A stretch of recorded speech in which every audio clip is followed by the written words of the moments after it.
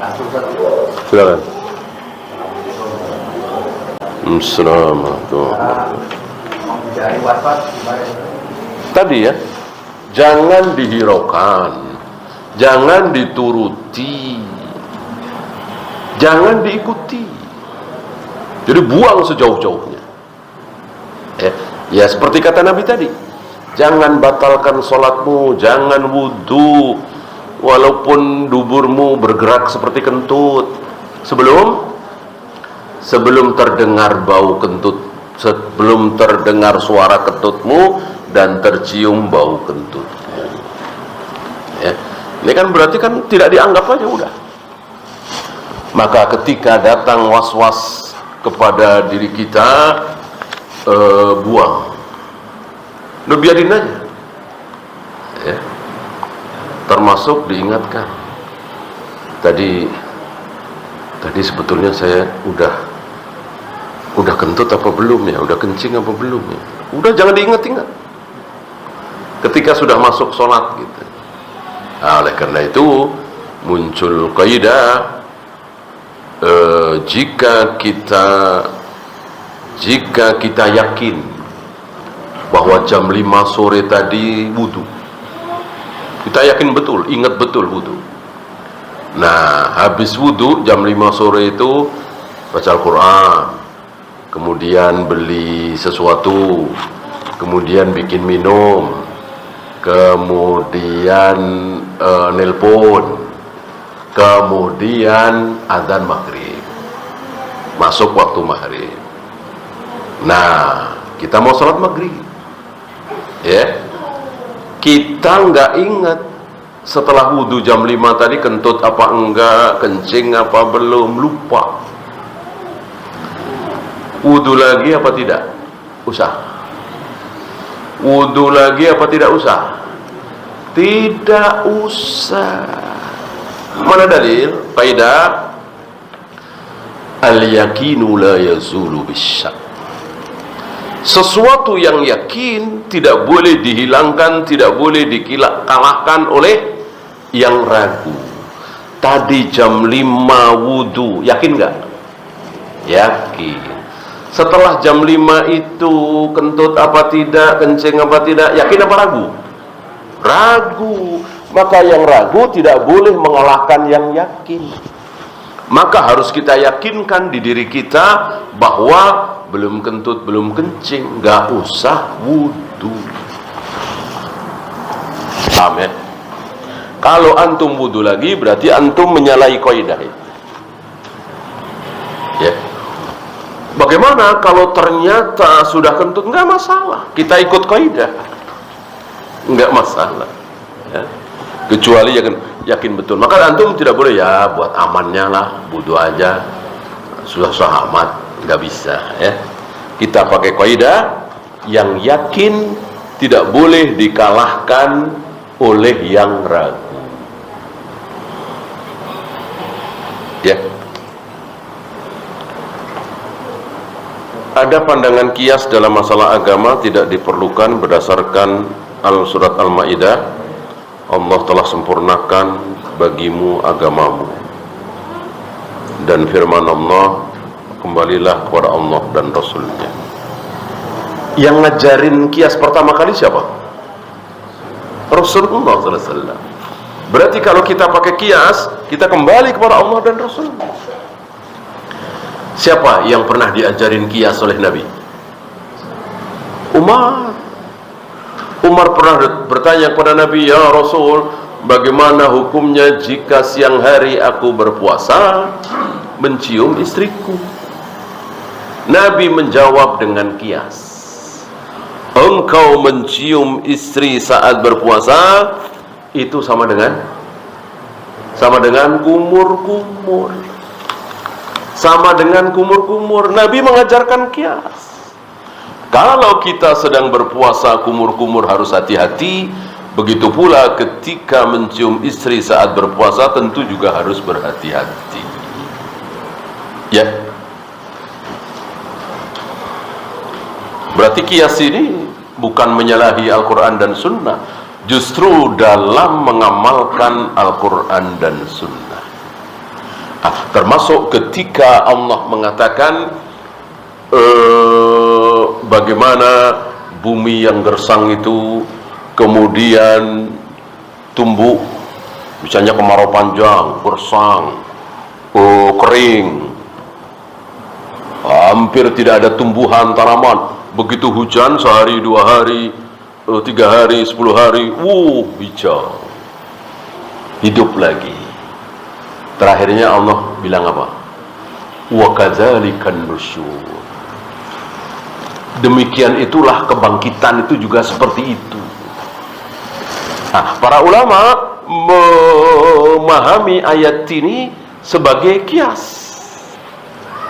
Kebangkitan itu nanti di hari kiamat seperti mati, kering, kemudian tumbuh menjadi hijau. Berarti kias tidak menyalahi al-yauma akmaltu lakum dinakum tadi. Pada hari ini aku telah sempurnakan bagimu agamamu. Adakah kelompok yang menolak kias? Ada, madhab Zahiriyah. Tokohnya Daud Az-Zahiri, kemudian diteruskan oleh Ibnu Hazm. Dua-duanya ulama besar. Tapi para ulama menyayangkan beliau berdua yang tidak memakai kaidah kias, karena akan terjadi kesalahan di beberapa tempat, ya. Wala taqul lahuma uffin, janganlah engkau mengucapkan hus terhadap kedua orang tuamu. Ya, orang yang tidak pakai kaidah kias berarti mengucapkan kata-kata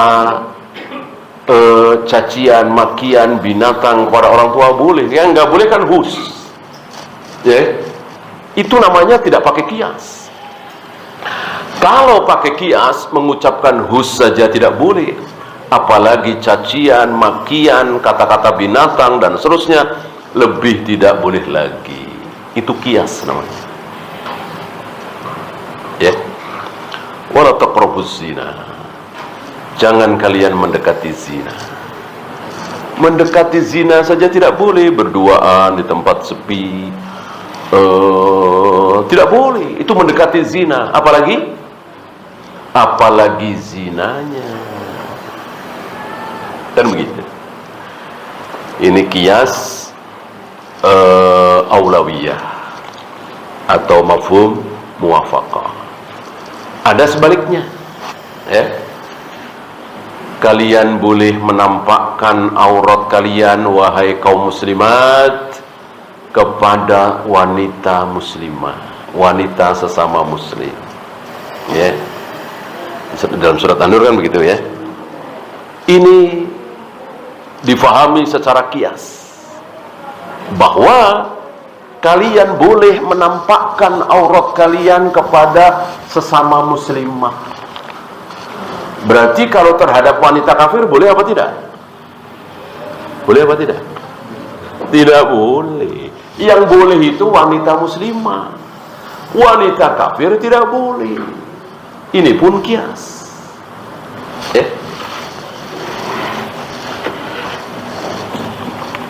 Dan seterusnya banyak contohnya.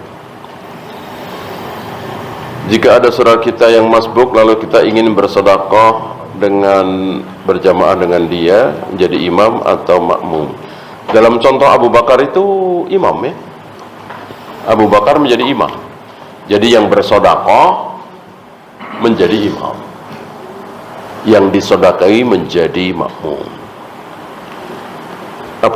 Apakah boleh berbohong menjawab pertanyaan seputar aib kita agar tidak diketahui orang bahwa kita pernah begini dan begitu?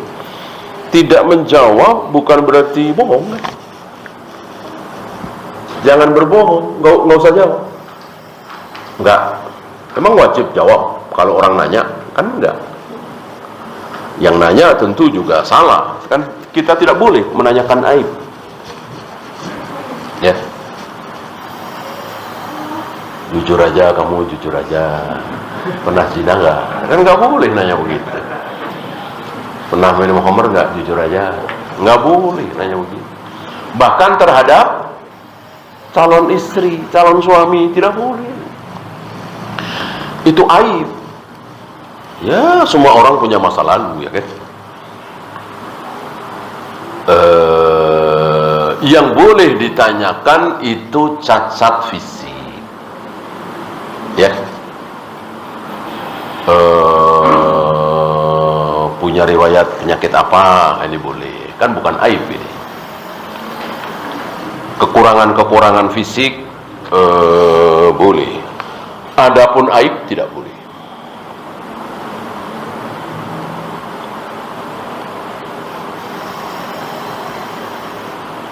Apakah barang-barang yang diboikot itu haram secara mutlak dibeli? Tentu tidak, ya, tidak mutlak. Bahwa kita tidak membeli barang-barang Yahudi tentu bagus sekali. Seperti hari ini mereka perusahaan-perusahaannya banyak yang bertumbangan, mudah-mudahan, ya, bagus sekali. Kalau bisa ya jangan setahun 2 tahun, seterusnya. Belilah produk sesama muslim dalam negeri, kan jadi bagus sekali. Maju negeri gini insyaallah ekonominya. Tetapi mengharamkan tentu harus dengan dalil. Tidak cukup dengan fatwa. Ya, anjuran boleh. Anjuran, ya. Gitu. Mengharamkan yang halal, menghalalkan yang haramkan, ini urusan besar, tidak main-main. Wallahu. Ada lagi? Ya. Assalamualaikum warahmatullahi wabarakatuh. Kalau kita hidup di kampung itu masih banyak tempat yang kalau lewat sholat subuh itu kadang-kadang masih ada takut berisik. Apa itu tanda iman kita masih lemah? Bagaimana cara mengatasi? Ya, kalau takutnya itu fitrah manusiawi, ya, ya nggak usah setan lah. Ada orang mukanya serem gitu kan, kita takut juga, ya kan, padahal orang, ya kan, takut juga, kita nggak mau mendekat, kita males juga gitu kan, muka padahal orang, ya. Apalagi ini bukan orang, ada di bawah pohon bambu, nggak ada siapa, ya secara fitrah, ya kan, secara fitrah, asal jangan melakukan sesuatu yang bertentangan dengan dalil. Ya kayak tadi, bawa-bawa daun kelor, baca-baca mantra, nyari minta tolong sama pemburu hantu misalnya. Nah, itu yang tidak boleh. Nah, kita kan sudah diberi senjata. Kita punya ayat kursi, An-Nas, Al-Falaq, ya baca itu. Atau ayat-ayat Al-Quran secara umum, kan begitu.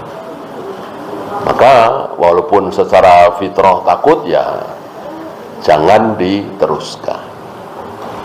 Ya gimana takut? Mereka itu bisa memudaratkan kita nggak? Ya kan? Mereka itu bisanya cuma nakut-nakutin doang. Jangankan bunuh, nempeleng, ngepret, ya, noel aja nggak? Antum pernah ditoel sama jin? Saya kira jarang, ya, nggak ada lah. Yang ada itu ngeliat rambutnya panjang, pakaiannya begini, ya nakut-nakutin doang. Sekelebat atau suara jam 2 malam, kericik kamar mandi, ya begitu doang, begitu doang.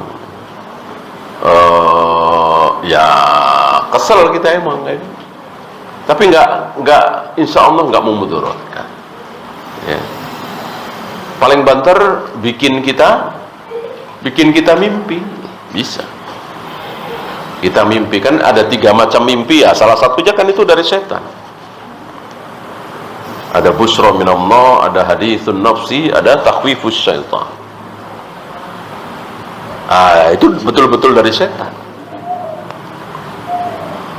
Maka kata Nabi, kata jin malah ya, tapi ditakrir oleh Nabi,